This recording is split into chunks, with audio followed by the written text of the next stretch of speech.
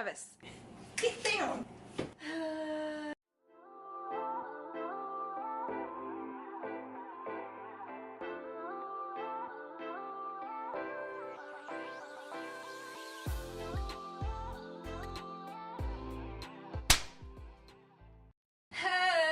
Somebody got a haircut.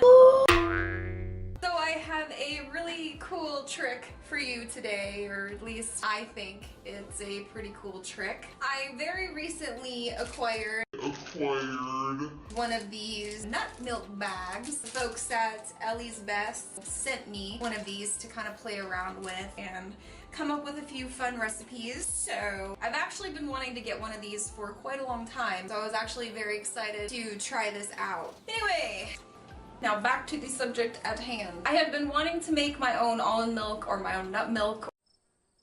I've been wanting to make this at home for years, and I just have not done it yet because I knew that the product that I ended up with was probably not going to be as thick as the almond milks that you buy in the grocery store. A lot of those, or most of those, if you look at the ingredients, are thickened with things like carrageenan or xanthan gum, none of which are necessarily bad, but also just, you know, not necessarily stuff that I want to be consuming all the time. And there is a way to make almond milk that is just as thick and creamy and delicious, or even more so, without any of those fillers. I'm very interested in doing that. So that's what we're going to be doing today. I believe I have kind of stumbled upon a way to make a really thick, creamy, delicious almond milk that you could almost use as a coffee creamer, but again, without using any kind of filler or junky things that we don't want. And really the whole secret to this recipe and method and all of this has to do with almonds. And a sort of random fact that I just discovered: it can help us a lot if we know how to use it, as with everything in life. So you want to make sure when you are buying almonds for almond milk, especially if you want a really thick and creamy product, you want to make sure you're buying almonds that have the skin on them, and you're not buying like slivered almonds or almonds that have already had the skin removed. The reason for that is almond skins are actually very high in pectin, and pectin is typically found in fruit. That's why when you cook berries and peaches and things like that, they sort of kind of turn into their own jam. So we're basically going to use the pectin in the almond skins to thicken the product naturally. Go figure. But the thing with pectin is it has to be activated by heat. We're going to have to heat our almond milk just slightly to activate the pectin a little bit to get us a thicker almond milk, but a very, very important thing, you do not want this to boil. Very important, because if you bring this past a certain temperature, you're going to get a separated product that is probably going to curdle and just not be ideal. So we're going to make our almond milk kind of the standard way that you make almond milk. Then I'm going to gently heat it on the stove at low and slow temperature, and it will thicken. You do not want to continue cooking it past that point, because again, that's where you're going to end up with a chunky almond milk, and probably not what you want, unless that is what you want, and if so, you have fun with that. Now, if we do have some kind of a malfunction and we end up with a curdled almond milk, that is salvageable.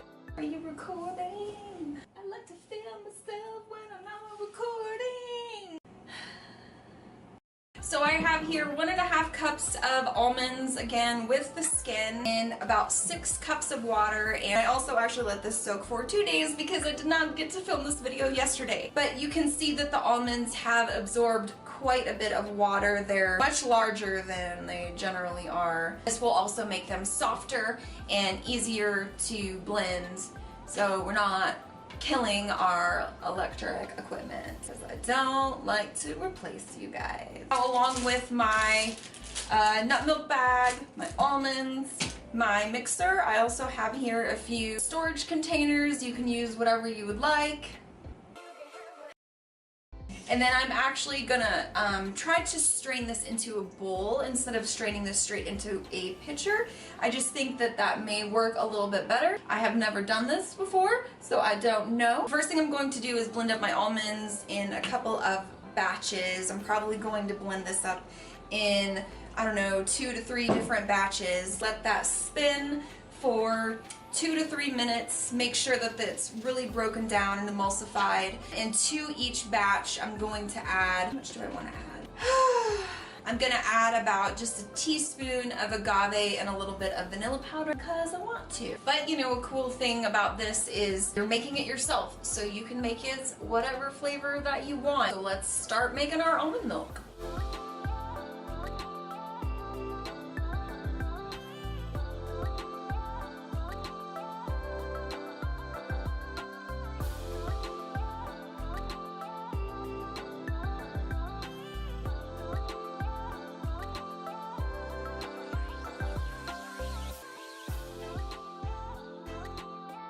You can actually just spread this out onto a baking sheet, bake it, and then you have a nice almond flour.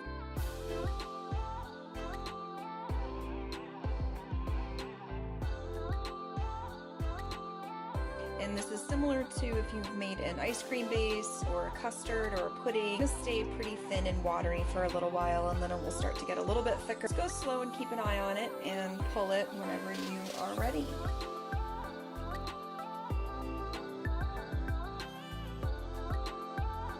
I'm gonna throw my almond milk in a sauce pot inside of another frying pan. This helps to prevent any curdling.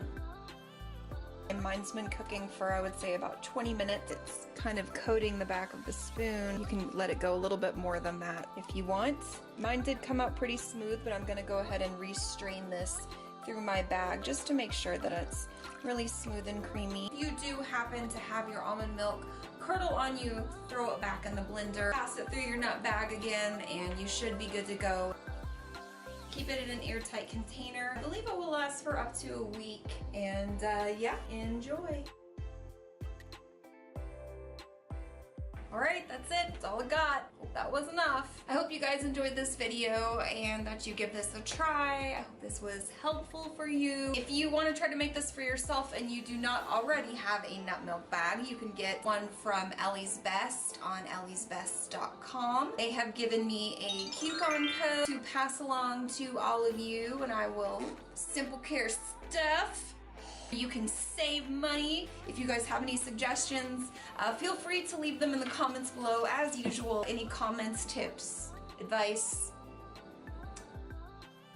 You can find me over on Instagram at Simple Care Stuff if you want to keep up with me on the daily. Check out my products on simplecareproducts.com. Of course, I have to plug my own stuff for earth-friendly skincare that is made with food and plants. And actually, I will give you a coupon code as well. You guys can save 30% on everything, basically, on my website on simplecareproducts.com. I have some new products online. I want you guys to try the new stuff. Yeah. Is there anything else that I can plug in this video? Oh, don't forget to like this video. You guys did not like my last video, I don't think. Took a while to get a little like on that. So take it, maybe you do not want that kind of video. So I will work on that. I'm trying to pass along information that I have in whatever way you want to consume it, sort of, because I'm not really going to modify myself that much. Sorry. I don't know how to end this video. So I will see you guys next time, and bye.